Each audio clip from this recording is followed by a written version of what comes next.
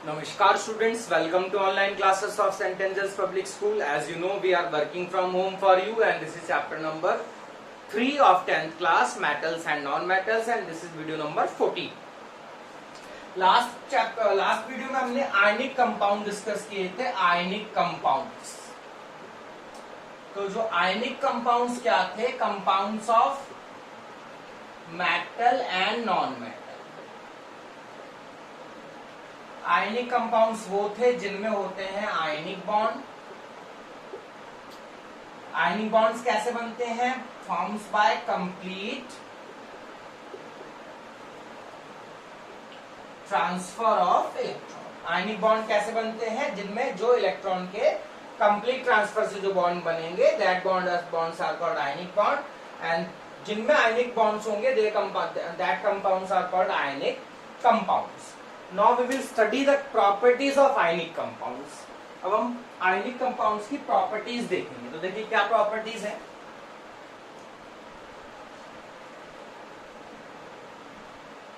Question है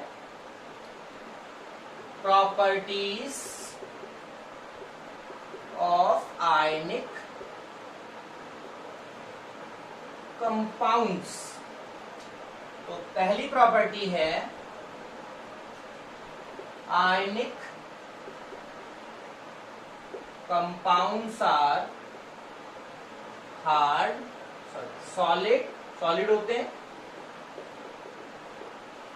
hard and brittle. Ionic compound जो है वो हमारे सॉलिड होते हैं, लिक्विड फॉर्म में नहीं होते। आयनिक कंपाउंड सॉलिड फॉर्म में होते हैं, हार्ड होते हैं और ब्रिटल होते हैं। ब्रिटल का मतलब है नाजुक।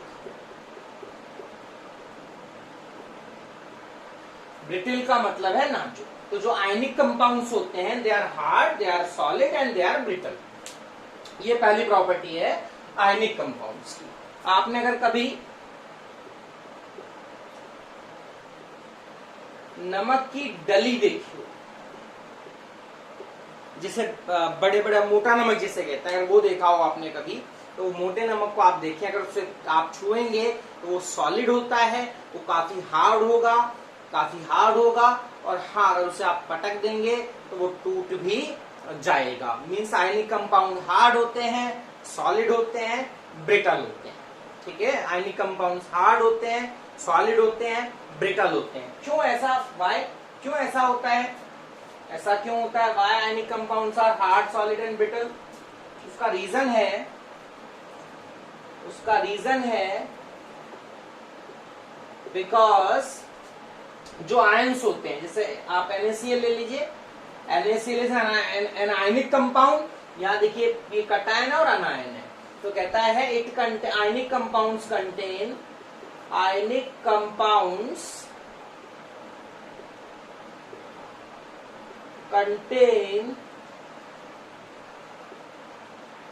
oppositely charged ions. These ions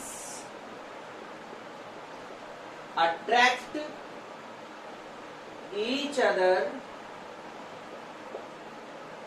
very strongly. तो इसी रीजन से जो आयनिक कंपाउंड्स होते हैं उसमें क्या होते हैं? अपोजिटली चार्ज्ड आयंस होते हैं। और ये जो आयंस हैं ये बहुत मजबूती से एक दूसरे को क्या करते हैं? अट्रैक्ट करते हैं। जब स्ट्रॉन्ग अट्रैक्शन होगा तो वो चीज सॉलिड हो जाएगी, हार्ड हो जाएगी और ब्रिटल भी हो जाएगी। आयनिक कंपाउंड्स क्या होते हैं? हार्ड होते हैं, सॉलिड होते हैं, ब्रिटल होते हैं। रीजन क्या है? मैंने आपके सामने लिखा।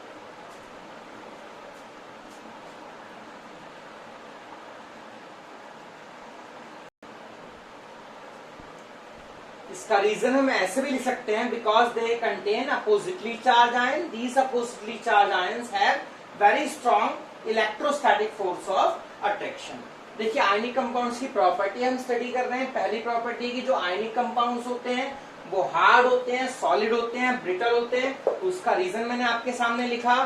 देखिए जो आयनिक कंपाउंड जैसे हमारा NaCl है उसमें Na+ होता है, Cl- होता है।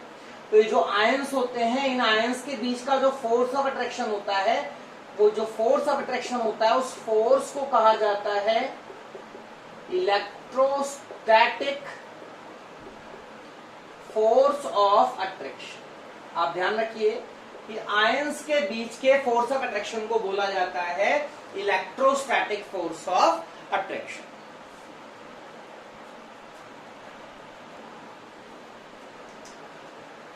अब हमारे पास सेकंड प्रॉपर्टी है जो कि है they have high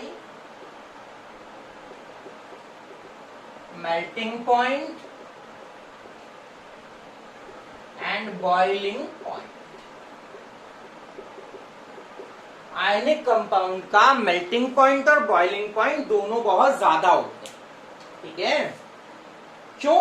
same reason है, because they contain oppositely charge ions. These oppositely charge ions have very strong electrostatic force of attraction. अब देखिए, अगर आपके पास कोई नमक का पीस है तो उसमें Na+ और Cl- होंगे, Na+ और Cl- होंगे, ऐसे करके।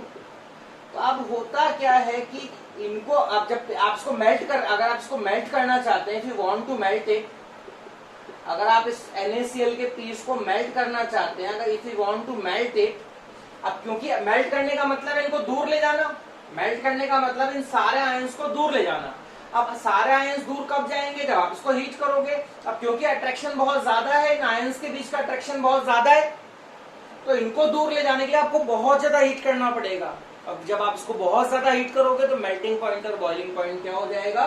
बहुत ज्यादा हो जाएगा। मीन्स कहने का मीनिंग ये है कि जो आयनिक कंपाउंड्स होते हैं उनका बॉइलिंग पॉइंट और मेल्टिंग पॉइंट हाई होते हैं। रीजन आपके सामने लिखा है।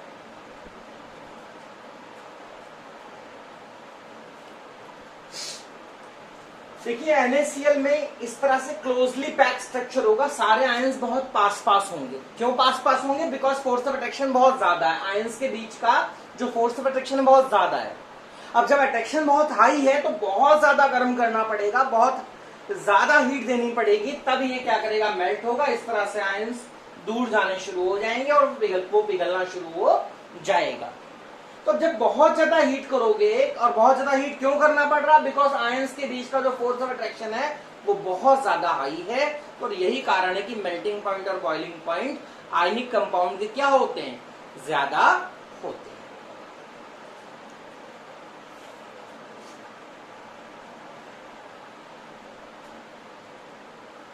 Property number 3, ionic compounds are soluble in polar solvent। Ionic compound जो है वो पोलर सॉल्वेंट में घुल जाते हैं। जैसे क्यों घुल जाते हैं? तो रूल ऑफ सॉल्युबिलिटी क्या है? रूल ऑफ सॉल्युबिलिटी क्या है? तो सॉल्युबिलिटी का नियम है कि लाइक डिसॉल्व्स लाइक।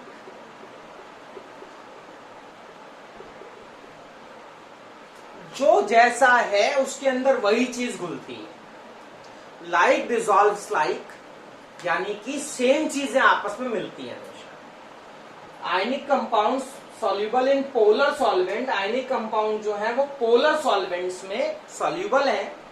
सॉल्युबिलिटी का रूल है कि लाइक डिसॉल्व्स लाइक, जो जैसा होता है वो वैसी ही चीज अपने अंदर घोलता है।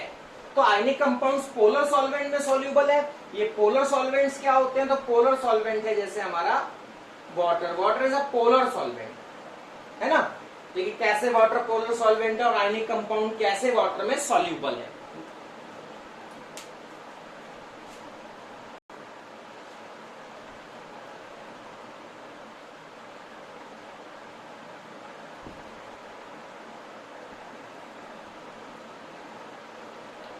देखिए water is a polar solvent. Water क्या है? Polar solvent. ये H2O पोलर सॉल्वेंट है। आप देखिए यहाँ पर स्ट्रक्चर वाटर का कैसा है? एक O के साथ 2 H जुड़े हुए होते हैं। O पर 2 नेगेटिव है और यहाँ पर एक प्लस है। आप देख सकते हैं O पे 2 नेगेटिव है और यहाँ पर एक प्लस है। You can see.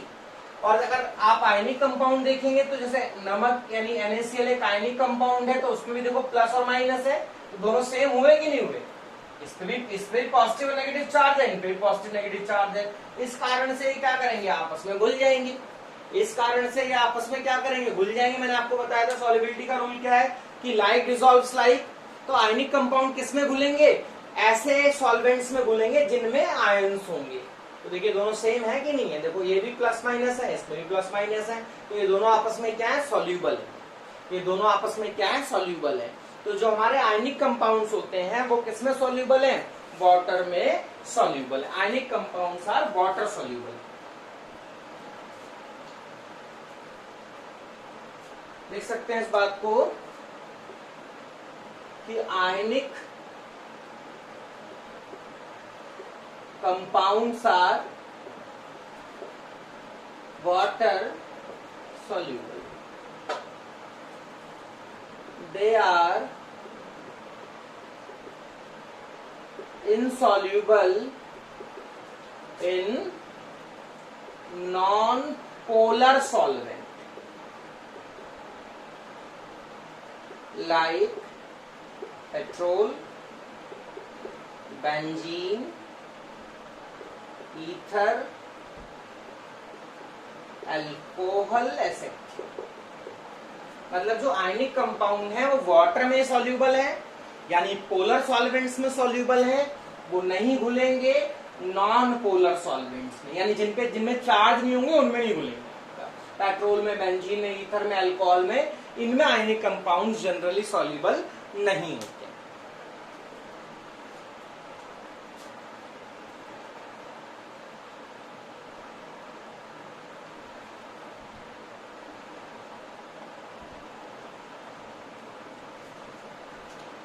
एक और प्रॉपर्टी है, प्रॉपर्टी नंबर 4, वो प्रॉपर्टी है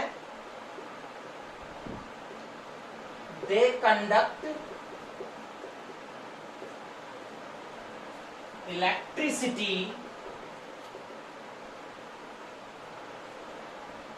only in their molten form or in aqueous solution. They not conduct electricity in their solid form. यानी जो आयनिक कंपाउंड्स होते हैं वो करंट तभी पास करेंगे जब वो मॉल्टन फॉर्म में होंगे, यानी पिघले हुए होंगे, या फिर वो पानी में घुले हुए होंगे, तभी क्या करेंगे, करंट पास करेंगे। सॉलिड फॉर्म में करंट वो पास नहीं करते हैं। यहाँ क्वेश्चन होता है वाई, ऐसा क्यों, सॉलिड फॉर्म में वो करंट क्यों नहीं पास करते और मॉल्टन फॉर्म में वो करंट क्यों पास करते हैं।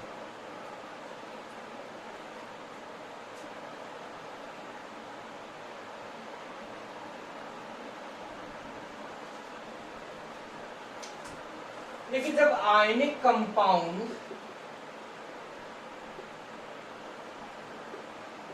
होगा सॉलिड फॉर्म में, तो जो भी आयंस हैं, जो भी उसके आयंस हैं, ions are not free.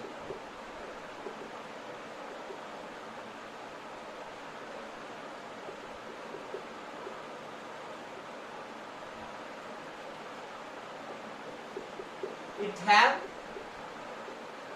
No free ions. Solid form में कोई फ्री आयंस नहीं होते। और जब उसका मॉल्टन फॉर्म में होगा,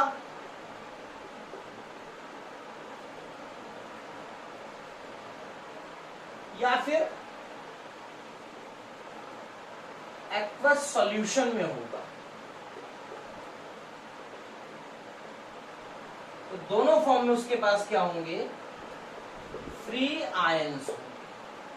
देखो जो आयनिक कंपाउंड्स हैं वो सॉलिड फॉर्म में करंट पास नहीं करते, और बट जब पिघला लो, मॉल्टन फॉर्म का मतलब है पिघली हुई फॉर्म में उन्हें गर्म करके उन्हें पिघला लो तो भी करंट पास करेंगे, या पानी में घोल लो तो भी करंट पास करेंगे।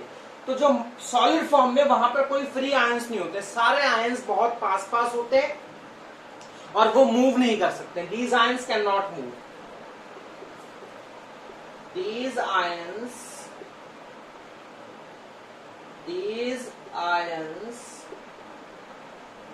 cannot move, yeah, they are not free to move, so no conduction of electricity।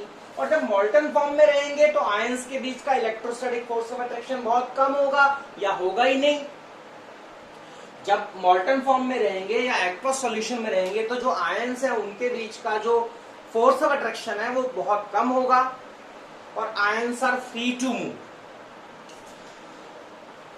तो यानी मॉल्टन फॉर्म में उनके पास फ्री आयंस होते हैं, इसलिए करंट पास करते हैं। आयनिक कंपाउंड में, आयनिक कंपाउंड सॉलिड फॉर्म में उनके पास फ्री आयंस नहीं होते हैं, आयंस मूव नहीं कर सकते हैं और करंट पास नहीं करते हैं।